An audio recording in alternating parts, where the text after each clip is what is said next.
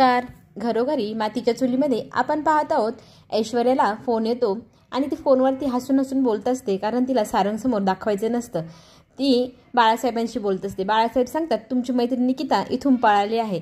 तिचा संताप झालेला असतो, तिला भीतीही वाटत असते, ती कुणाला काही बकली तर नाही ना. मग ती सारंगचं लक्ष नाही हे बघून अलगद तिथून उठून निघून जाते. इकडे ऋषिकेश हा जानकीला बोलवायला येतो. अगं, इतका मस्त डान्स सुरू झाला, तू इकडे काय करत आहे?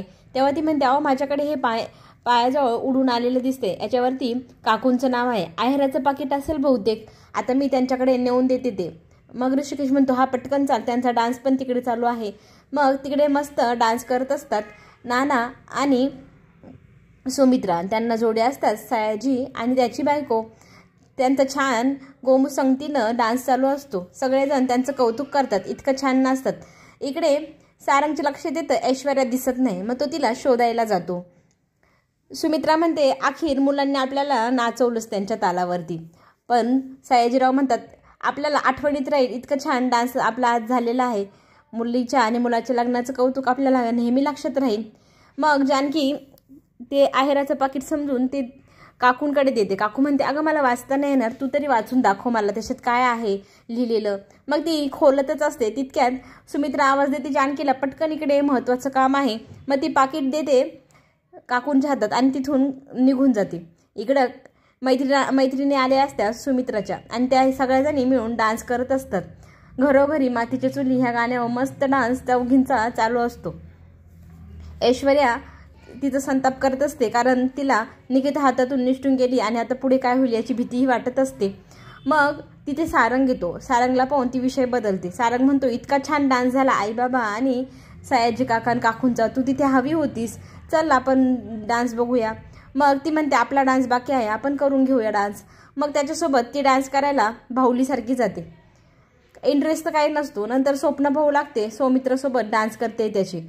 आणि जेव्हा सत्यात ती डोळे उघडते, तिच्यासमोर असतो सारंग. सारंगला पाहून तिचा संताप होतो. ती नाचता नाचता त्याला पाय लावते आणि तोंडावरती आपटण्याचा प्रयत्न करते.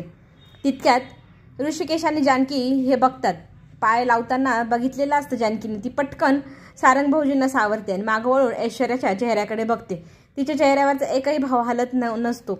मग सारंगला ऋषिकेश म्हणतो, काही तुला बरं वाटतं ना? तो म्हणतो, हो दादा मी ठीक आहे. मग चला तर आपण आता आपला फॅमिली डान्स करूया, असं म्हणत जानकी सगळं वातावरण बदलण्याचा प्रयत्न करते. सगळे डान्स करायला जातात आणि ऐश्वर्या तिथून निघून जाण्याचा प्रयत्न करते. लगेच हात पकडून जानकी तिला म्हणते, तूही आता ह्या कुटुंबाचा भाग आहे, आता तूही आमच्यासोबत डान्स कर.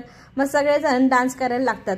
डान्स झाल्यानंतर सगळ्यांचा मस्त फॅमिली फोटोग्राफही होतो. किती छान फॅमिली दिसते असं म्हणतात सगळेजण. मग ऐश्वर्या तिच्या रूममध्ये गेल्यानंतर तिच्या मागे जानकीही जाते आणि तिला म्हणते, तुला मदत करू का मी? ती नाही म्हणत असते, पण तिची ज्वेलरी काढायला मदत करू लागते. मग सारंग भाऊजी किती चांगले आहे मनाने, ते कधीही तुला पडू देणार नाही, ते सगळ्यांना सावरतात. तू त्यांना सावरायला हवं होतंस. तू त्यांच्याकडे कायम लक्ष दे, ते तुला कधीही काहीही कमी पडू देणार नाहीत. आजपासून तू रणदिवेंची सून होणार आहे आणि ह्या घरातली पद्धत आहे कुणालाही खाली पडू न देण्याची. तूही ते लक्षात ठेव हं, असं सांगून जानकी तिथून निघून जाते. एक प्रकारे जानकीने तिचे कानच टोचले. तिचा संताप होतो. मला शिकवायला आली मोठी, तिला मी शिकवेल एक दिवस, तिची घरामध्ये काडीची किंमत करून टाकेल आणि तिचं घर कसं मी उद्ध्वस्त करते हेही मी तिला दाखवेलच, असं तोऱ्यात ऐश्वर्या बोलते. आणि बदला घेण्याची तिचे मनातली भाव आणखीनच वाढत चाललेले आहे. पुढे आपल्याला जे बघायला मिळणार ते खूपच रंजक ठरणार. नवरदेव कसा बदलतोय हेही आपण पाहूया आपण पुढच्या भागात. त्याच्यासाठी लवली स्वरा चॅनलला नक्की सबस्क्राईब करा, म्हणजे नवीन व्हिडिओ तुमच्यापर्यंत लवकर पोहोचेल. धन्यवाद.